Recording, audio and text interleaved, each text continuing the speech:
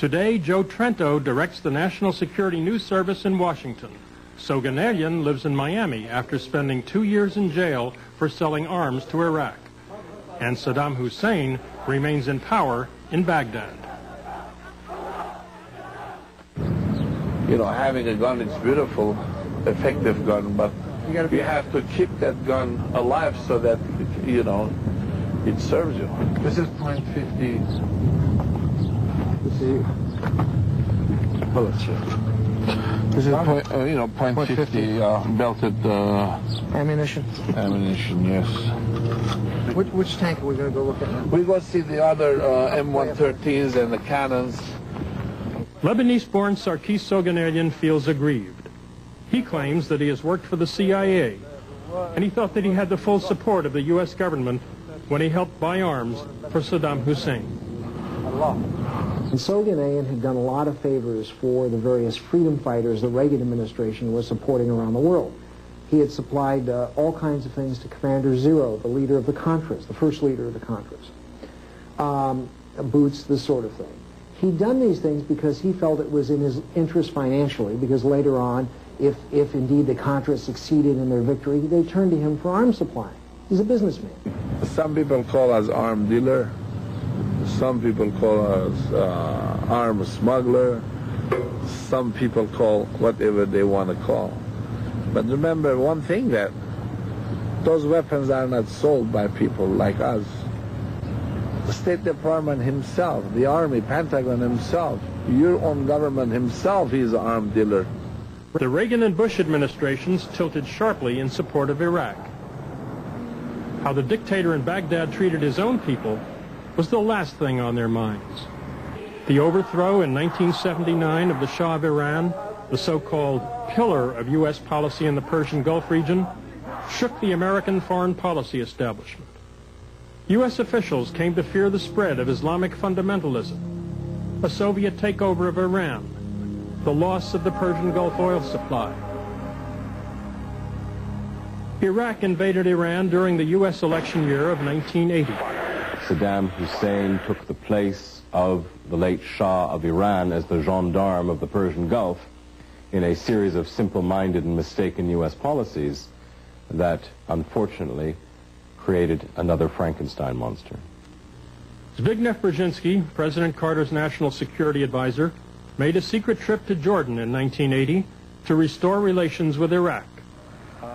After Ronald Reagan entered the White House in 1981, he supported Saddam Hussein as the enemy of his enemy, Iran. President Reagan shared intelligence with Iraq. We were supplying intelligence information. The CIA was setting up a downlink for spy satellite pictures so they could process spy satellite pictures for Saddam of the opponents, the Iranians. President Reagan also urged Arab countries to send arms to Saddam Hussein. He removed Iraq from the list of countries aiding international terrorism, thereby encouraging free and easy business with Baghdad. I think we now understand a lot more about the tilt than we did in the 80s. I don't think the Reagan and Bush administrations were at pains to announce publicly their tilt for Iraq, although there were a series of congressional hearings during the 80s when they indicated some limited support for Iraq. What we certainly didn't know then was the extent of intelligence sharing, of apparent technology transfers, of degree to which a lot of information about Saddam's agents operating right here in the United States seems to have been ignored by our authorities, by the FBI, the CIA, and other law enforcement authorities in the U.S.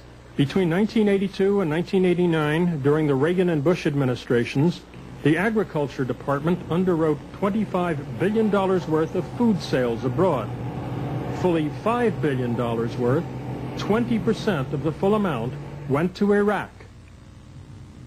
Congressman Charlie Rose thinks Saddam Hussein exchanged U.S. food for arms.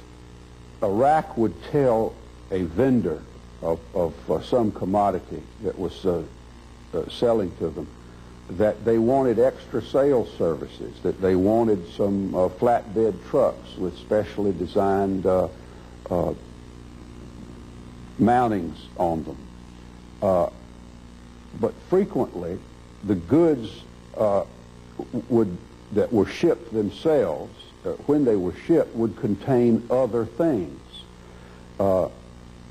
such as parts, maybe even some instances of ammunition. Congressman Rose, chairman of the House Agriculture Subcommittee on Department Operations, is an active watchdog and leading critic of the food for arms traffic. Another way they got arms for food money, or the food loan guarantee, was to just actually barter the food away with the Russians, and the Russians would give them munitions in return. Charlie Rose and crusading Congressman Henry Gonzalez of Texas have doggedly pursued evidence that American taxpayers helped finance Iraq's war machine. In many instances, no agricultural commodities went anywhere. That what left was cash. Iraq was a honeypot for arms sellers.